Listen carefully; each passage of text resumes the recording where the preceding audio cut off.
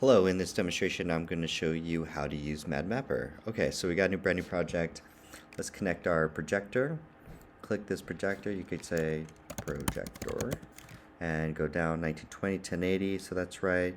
You could actually output that as the 4K, but we'll do that later. To see it, you could do show test pattern. Nothing will show on your screen until you do output full screen mode. Now you should see it on your projector outputting. So now that looks good. So then you could calibrate, make sure it lines are crisp, and you're done. Take out show test pattern, switch over to your layer mode, and now you're ready to start layering or start mapping out. So we could zoom out from here. Let's add a square, and let's say we want to first take the square, and let's say there's not enough bricks right here, for example. That's going to be here. It's a 4x4 brick, 1 2 3 4 1 2 3 4, so you can see 4x4. Let's say I want to make it a, I don't know, 10 by 10, and so I have more resolution. So now you're going to place this on your screen or looking outside of your actual projector until it lines up correctly, and you're like, yeah, that looks great. So then you could say layer 1, name it, done. Now let's repeat that square for another one. This one's going to be on this side, doesn't matter, move, whatever. Here, and then quad. Cool. So now let's add a scene. So now that you have your layers, you can, I like to select this layer or select it from here. Let's drag a clouds, drag it onto here, and you should be seeing clouds there. And then click this, drag clouds again, boom. Oh no, so if you do it here, it just adds it, which is kind of what you want, I guess, but later. Then let's do, click on the layer, drag and drop, and now that's outputting. That looks great. Let's save this as a scene. Just click in plus. Now you have this as a scene. So if you change this and then you press play here, it will go back to that. So now you have a scene, you have that.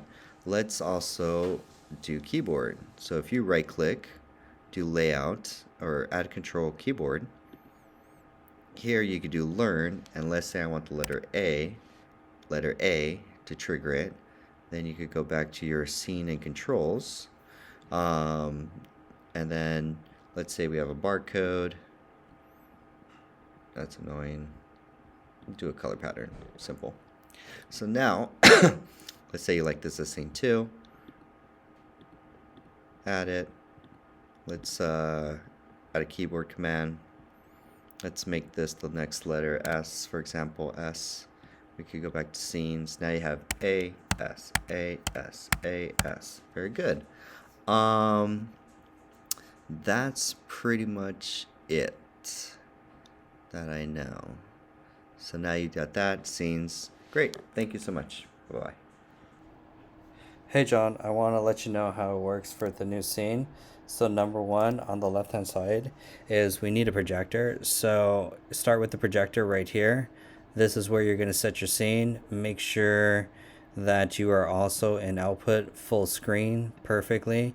And then this is what you're going to do to both the whole space basically, and you can set your different scenes on that. Then you can see your two spaces, one on the left, one on the right. Left, right, you can add them right here. You could change this to like add them in, and then I have a me zone, which is me in the middle. It's a flat, but it's faded out so that I'm blocked out. Next is when you add a new scene, we're going to add a new scene here. And then when you add a new scene, we need to go to the library right here. Here's all your movies. Go to here and let's add this.